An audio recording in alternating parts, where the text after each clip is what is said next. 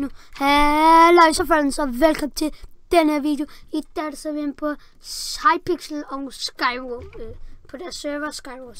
Så i dag der skal vi spille et solo game, fordi at ja, vi er tre, og hvis det er vi spiller team, så er det der en der ikke kommer sammen med os, og det er lidt træls. Så vi tager solo. Er det insane? Ja, jeg tog insane. Nej, du tog normal. Nej, jeg tog insane. Nej, lige meget. Okay. Det er bare at tage ting hurtigst muligt og bare løb. Det er min taktik. Eller min taktik, det er med at gemme dig. Det er ikke fedt. Jeg ved, jeg er på flæk. Hvad? Jeg synes ikke, det er fedt at gemme sig. Men man har jo hver sin mening. Enig. Okay, tager dyrehang. Og så bare... Jeg er ready. Jeg er sådan på. Jeg ved. Tror er du i live? Jeps, jeg er i live. Det er genialt det her, mand.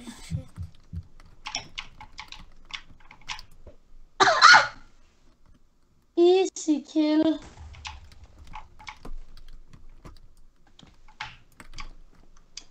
Wake me up before you go.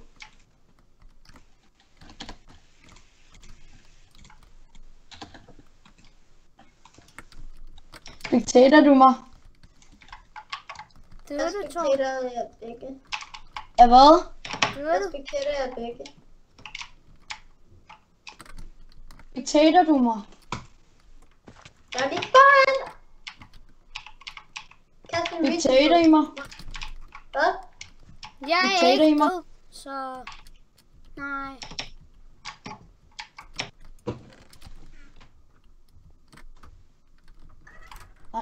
Nej, okay. Det var en lidt dårlig idé.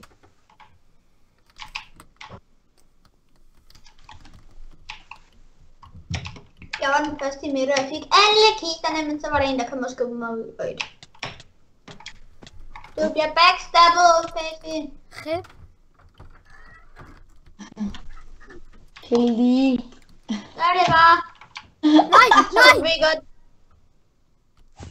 Tror du ved godt, at han kan få en player tracker? Så kan han se, hvor du er. Men han kan også lade være. Dreng, skal vi begynde et nyt game, eller? Nej, for jeg er stadigvæk i live.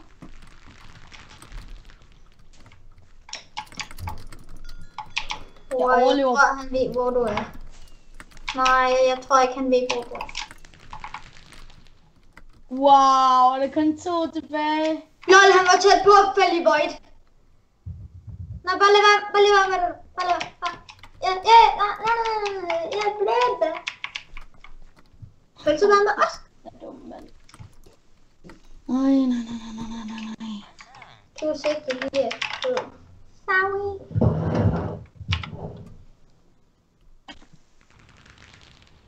Kom tilbage, din lille plumpfisk, mand. Kan jeg lave det til kartoffelmos?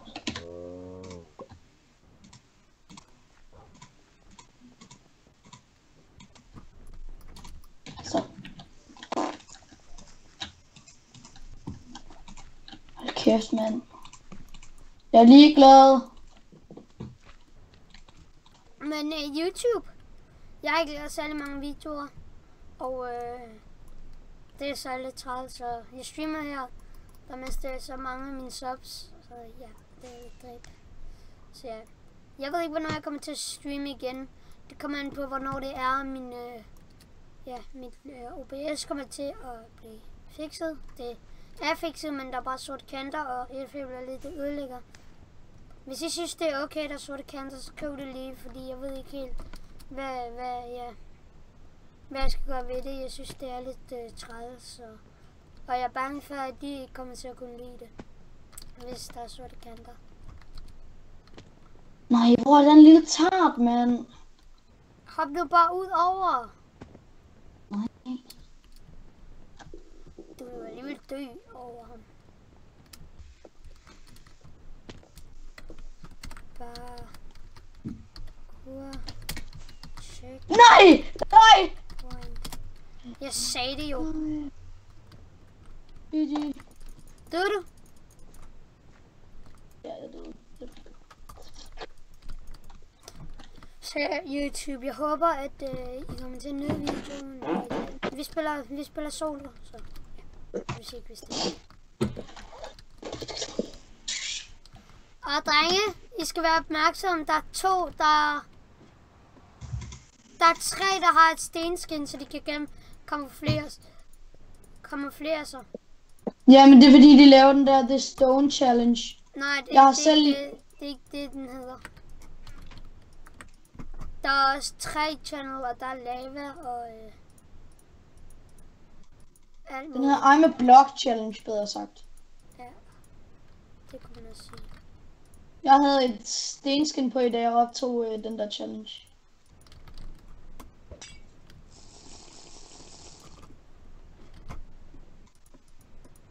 Jeg er dum og tager det her.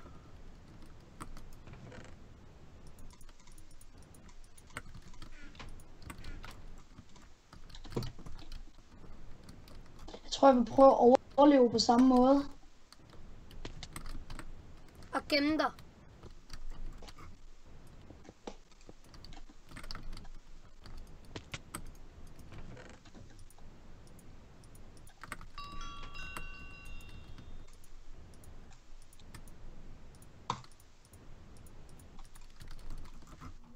Okay, jeg er tilbage nu.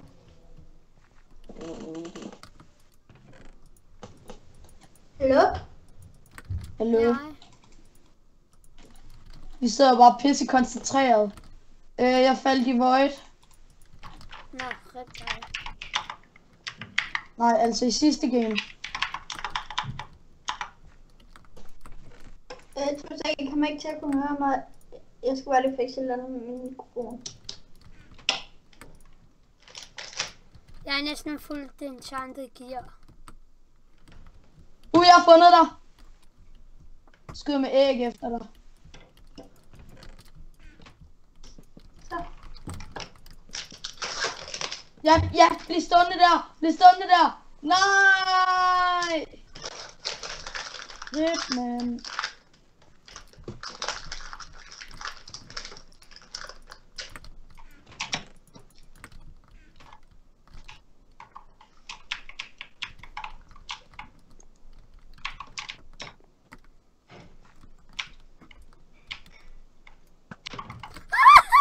Så var han ud! Spasser.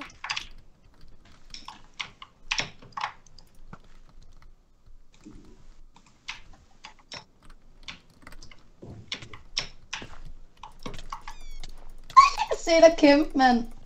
Du får flæk, mand. Han får flæk. Nej, hvem er tilbage?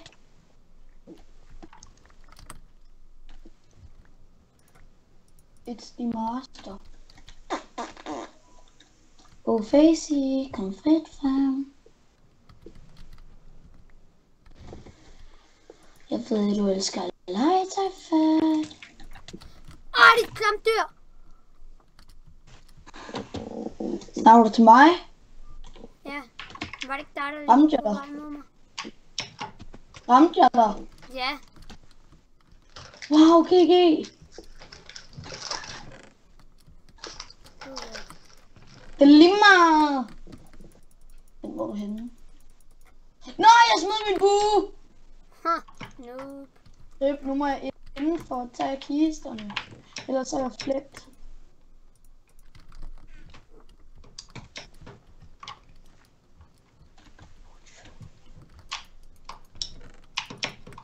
Fuck, hvor er jeg lucky. Så er der bare lige nogle gaps.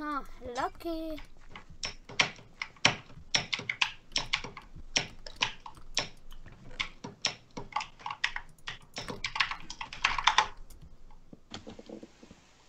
Det var akku. Jeg kommer til at lige party.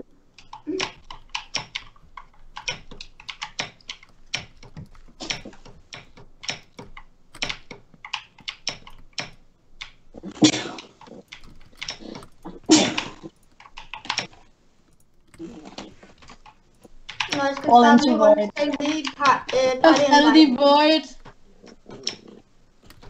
Fuck, du er dum.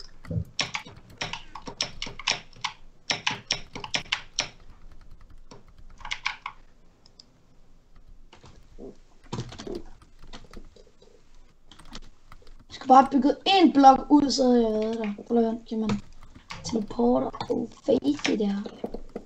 Se lige om der er nogen. Hvorfor? Ham den anden, han kommer sgu bare efter. Han er ude på den ø, hvor jeg døde XD. Eller er han? Nej, det er han ikke. Jeg var på den der. Jeg er stadig i gang med det game, der hvor jeg fik. Ja. Jeg er sådan rent stagt. Det var dejligt.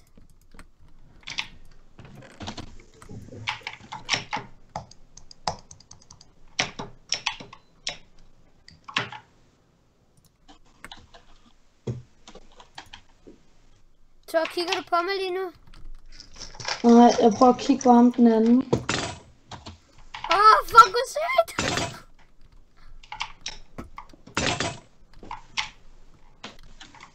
Fuck, han er buff. Hvor fanden er du?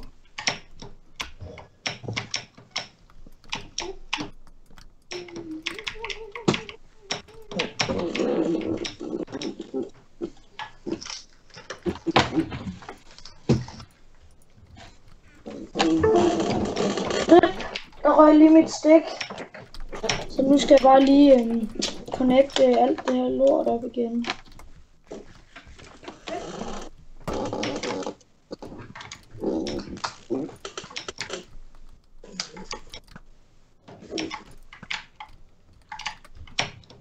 Lad det op! Så er det hele lort. Det hele lort skulle connecte. Og hele lort skulle connecte.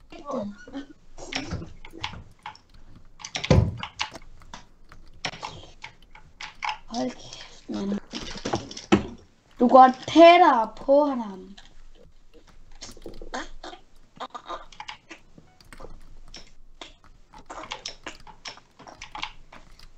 I skal tæt på hinanden. Det så bare ikke ud til det, der det virkede.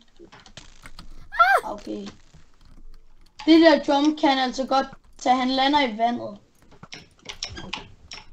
Jump into the water. Jump into the water.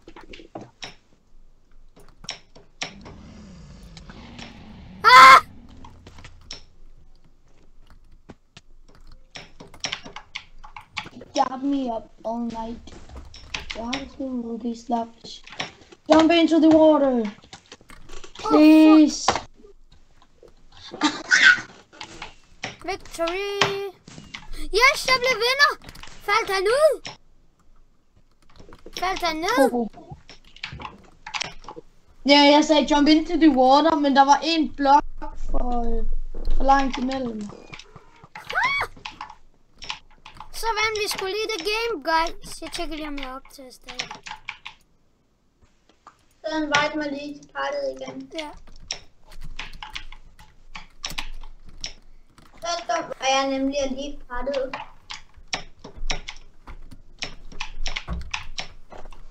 Nej, hvor var det bare What's the et game, hvor... almost loses and I... Jeg har en værter der med. Ja, og jeg har acceptet. Guys, nu prøver vi team. En af jer kommer til at være alene. Jep, sig det. Ja, det plejer som regel at være mig. Jeg håber det er mig, så står I sikkert bare.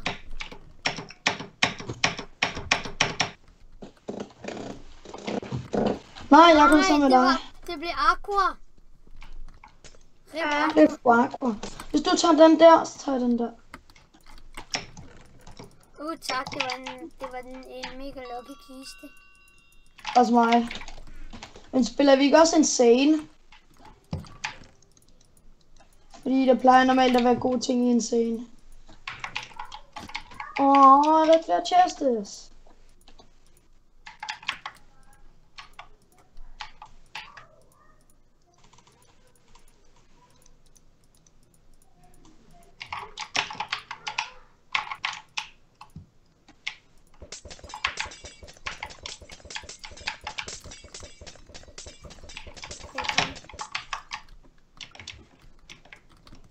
Vi blokker serien.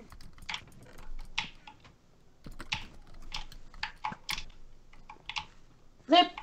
Nej! Hej, Opasi. Hej, Aqua.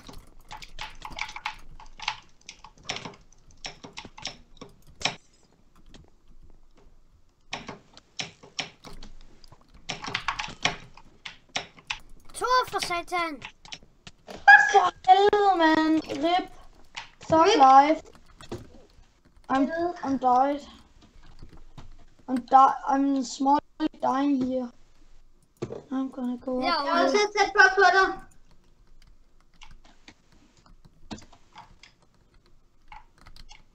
Wow. Jeg overlevede sgu. Nej, jeg faldt ned og døde. Fordi jeg tog jumpet, og det kunne man åbenbart ikke, så uanset der er en blok imellem, som hvis du ikke havde sat de der 2 blok, så havde du røget ned. Bare tag.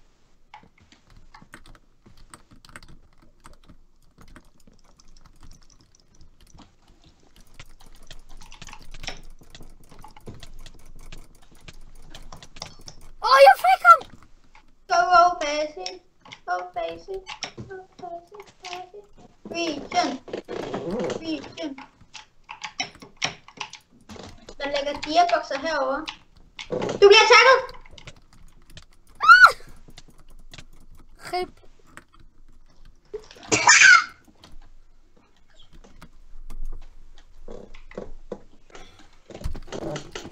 Jeg tænker, vi tager et solo. Og ikke solo. Okay, så gør vi det bare igen.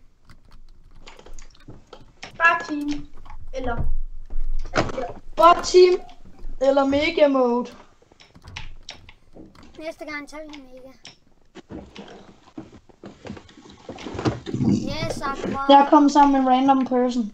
Hvilket tager du? Jeg tager Snowman. Jeg tager disco.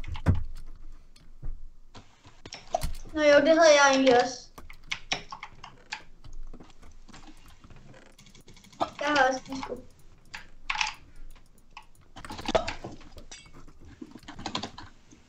Ham her, han har bare taget intet gear, mand. Jeg har en bue til dig. Tak.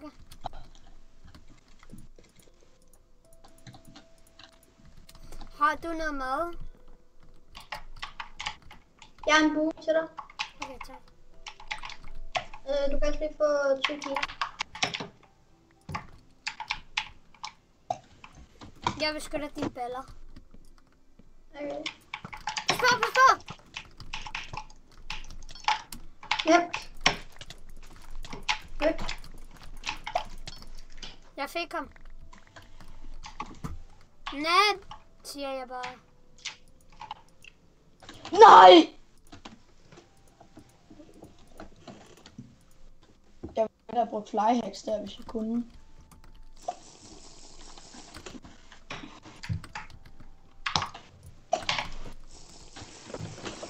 Jeg lægger en poison potion her.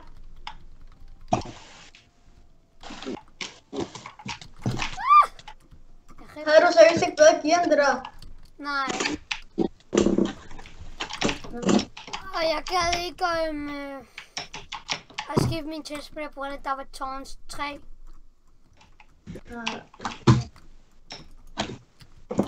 Så vi skal prøve et mega mode. Ja. Ja. Det eneste, der er irriterende, så er vi sammen med nogle faggots. Sammen med nogle noobs. Jeg er sygt hækket lige nu. Dreng, det skal være 100 inde på en mega. Ja! Jeg fik faklen! Jeg fik faklen! Jeg fik faklen! Nej, jeg gjorde. Hvad for en fakkel? Jeg fik den. Nej, jeg fik Aqua, hvor er du? Jeg har den. Okay, Hvad er faklen? Ja, prøv. Ja, jeg fik faklen. Se. Du fik også Nej, jeg har faklen. Nej, jeg har faklen. Hvordan får Jeg har man faklen. faklen? Vi fik faklen. Løber bare rundt og håber, du får den. Jeg ved, hvor det er, den ene altid spawner. Hvor spawner den? Jeg vil gerne have en.